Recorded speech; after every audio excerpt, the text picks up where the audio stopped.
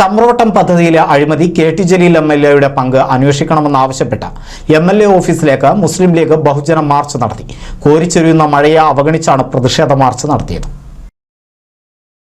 ചമ്രവട്ടം പദ്ധതിയിലെ അഴിമതിയിൽ തവനൂർ മണ്ഡലം എം.എൽ.എ കെ.ടി. ജലീലിന്റെ പങ്ക് അന്വേഷിക്കണമെന്ന് ആവശ്യപ്പെട്ടുകൊണ്ട് തവനൂർ നിയോജക മണ്ഡലം മുസ്ലിം ലീഗ് കമ്മിറ്റിയുടെ നേതൃത്വത്തിൽ എടപ്പാൾ എം.എൽ.എ ഓഫീസിലേക്ക് നടത്തിയ ബഹുജന മാർച്ച് കോരിച്ചൊരിയുന്ന മഴയത്തും പ്രതിഷേധാഗ്നിയായി.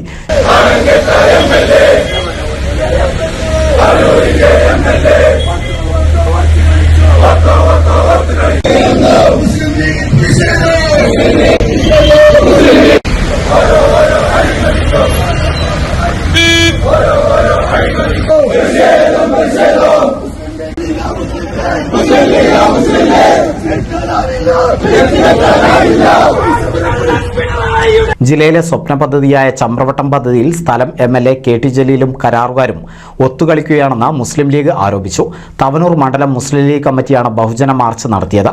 മാർച്ച് പോലീസ് തടഞ്ഞതിനെ തുടർന്ന് പോലീസും പ്രവർത്തകരും തമ്മിൽ ഉന്തും തള്ളുമുണ്ടായി. പ്രവർത്തകരെ നേതാക്കൾ ഇടപെട്ട് ശാന്തരാക്കി. തുടർന്ന് നടന്ന പ്രതിഷേധ സംഗമം യൂത്ത് ലീഗ് ദേശീയ general secretary advocate V K. Faisal Babu ഉദ്ഘാടനം ചെയ്തു.